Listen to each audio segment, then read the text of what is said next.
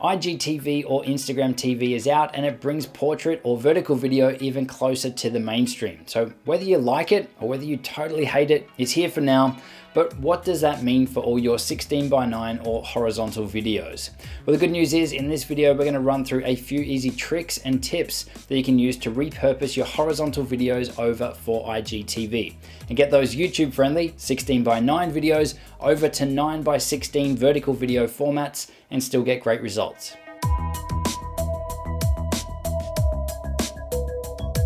Hey, it's Justin Brown here from Primal Video, where we help you amplify your business and brand with video. If you're new here, make sure you click that subscribe button, and all the links to everything we mentioned in this video, you can find linked in the description box below. So let's jump into it. So IGTV is the new content platform on the block, and it brings with it the portrait 9:16 video format that we've previously seen really only in things like Instagram stories, Snapchat, and really short form content. But with the new vertical format for long form content, does that mean that you need to start from scratch with no way to reuse your existing horizontal or widescreen content? Well, the answer is no. There are some easy tricks that you can use to get that horizontal footage over into vertical format in a way that looks good too. Now, I do want to give you a little word of caution before we jump in that you don't necessarily want to just push the same content out across all platforms. The audience that you have on each platform is there for something different. So a YouTube video won't necessarily work on IGTV, but being able to reuse your horizontal footage and your video library opens up a ton of doors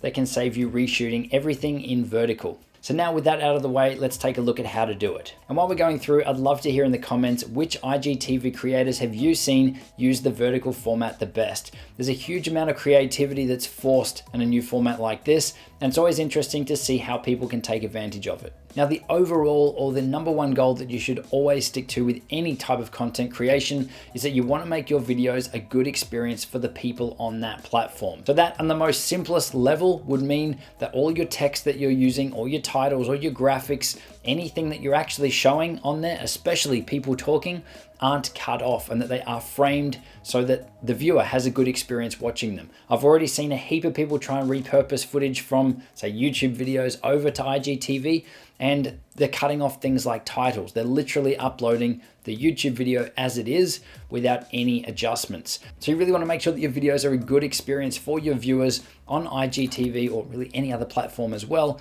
by making everything specific for that platform, making everything work for that platform. So make sure all your titles are visible, make sure all your core content is visible, and that is pleasing and easy for your viewers to watch and consume. All right, so I'm now going to jump over onto the computer and I'm going to take you through a heap of different ways to help you repurpose your footage for IGTV.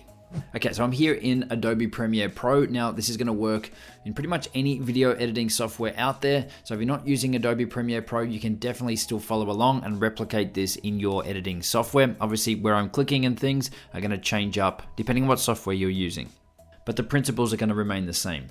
Okay, so the first thing you want to do is to open up one of your existing videos that you want to repurpose over from widescreen to portrait.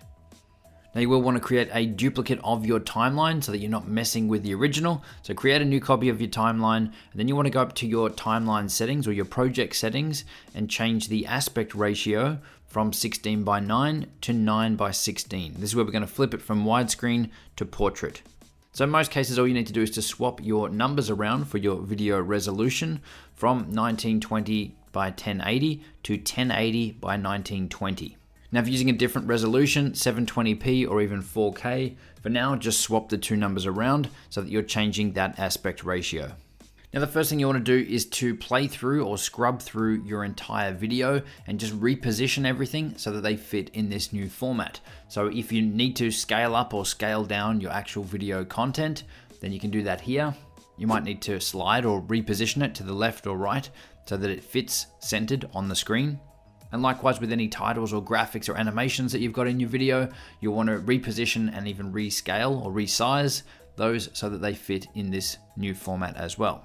Now keep in mind that your video here doesn't need to be identical and look exactly the same as your widescreen version. You could have the titles bigger, you could have them in a different position. Try to get a little creative with this and don't just try to replicate what you did for the widescreen version. Now, as you're going through and you're repositioning and resizing things, obviously some things aren't going to fit. So this is what we're going to cover in this video, 6 ways that you can make your footage still look good as you're repurposing it for portrait. So the first option you've got, and again, this is really dependent on the type of video that you're actually creating here, but you can actually stack your videos on top of each other so that you've got one on the top half of the screen and another piece of footage on the bottom half of the screen. So this would work really well if you're talking about a product and you're showing the product. You could have you talking about it in the bottom half, and in the top half, you could have some B-roll or overlay footage shown at that time. Now, if you don't have 2 different shots that you can use here, one of you talking and one of, say, a product, then you could use the same one twice and maybe put a different effect on it. So at the top, the clip could be playing through forward, and on the bottom one could be playing through backwards. Well, one of them could be a wider shot and the other one could be a much more zoomed in version of the same video. So that's your first option, splitting your vertical video into 2. So we got a top and a bottom. The next option is to split it into 3. Now 3 works really, really well because it's almost the exact size of 3 widescreen videos stacked on top of each other and scaled so that you can see the full width of the original footage. 3 of them are going to line up pretty close.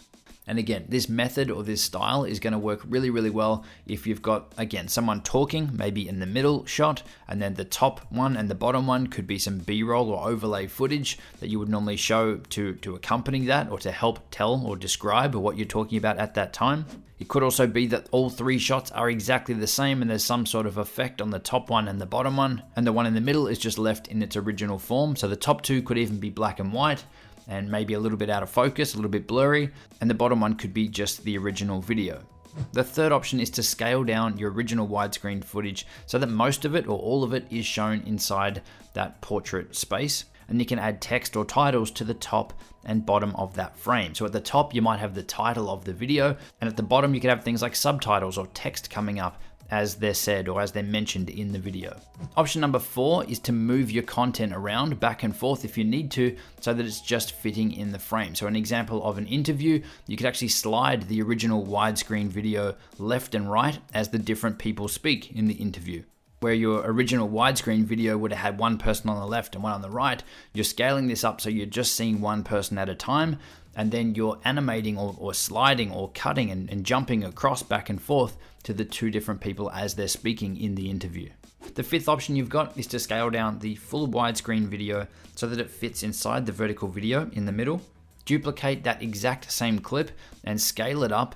Drop a blur effect on, Gaussian blur is a good one, or fast blur, and crank the blurriness right up. Now, I'd probably say this is my least favorite one of all of them, because if you're picturing viewing this on a mobile phone, then the actual piece of content that you're watching, the moving piece, is going to be pretty small on the screen.